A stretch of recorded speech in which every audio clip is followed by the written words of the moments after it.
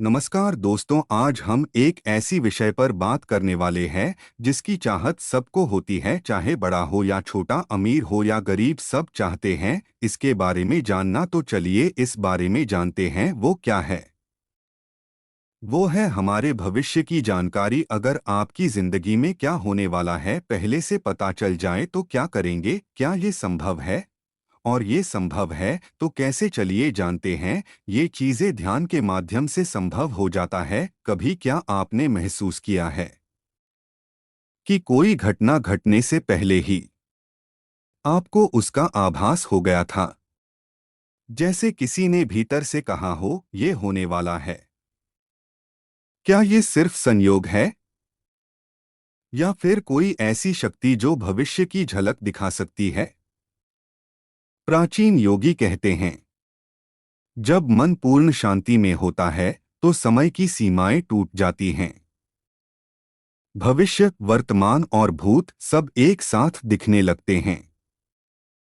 आज हम उसी रहस्य की बात करेंगे। क्या ध्यान से सच में भविष्य देखा जा सकता है?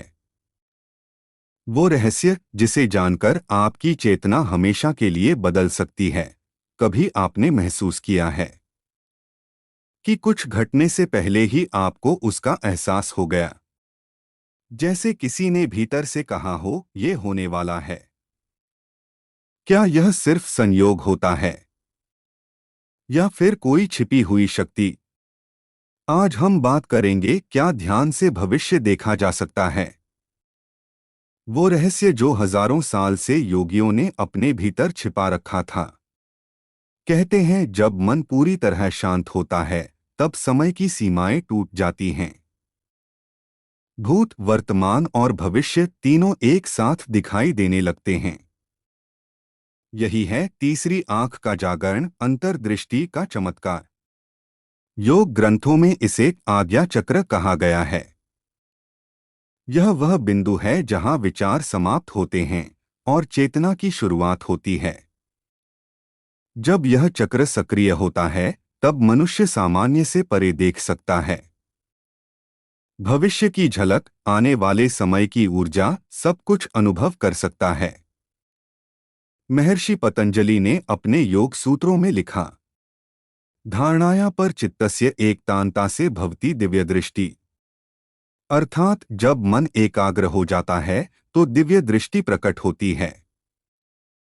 ध्यान केवल आंखें बंद करना नहीं, यह उस मौन से मिलना है जहां ब्रह्मांड के सभी उत्तर छिपे हैं और वहीं भविष्य का द्वार खुलता है।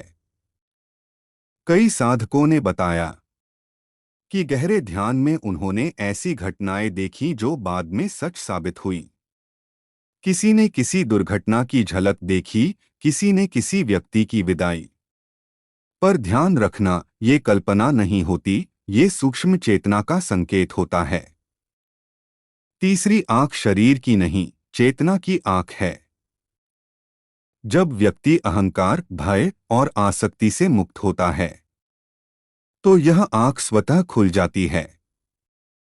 वैज्ञानिक इसे सबकॉन्शियस प्रेडिक्शन कहते हैं, जहां मस्तिष्क इतनी गहराई में चला जाता है कि वो समय की लहरों को पहले ही महसूस कर लेता है।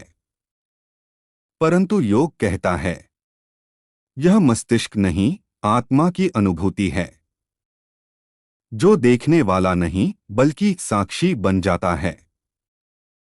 जब व्यक्ति ध्यान में बैठता है तो उसका श्वास धीरे धीरे धीमा हो जाता है और मन की तरंगें शांत हो जाती हैं।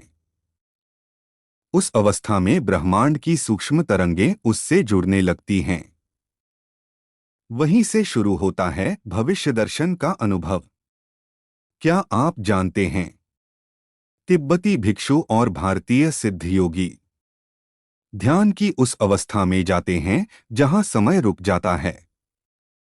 वे आने वाले वर्षों की झलक पा सकते हैं, पर यह शक्ति किसी दिखावे के लिए नहीं बल्कि चेतना के विस्तार के लिए होती है।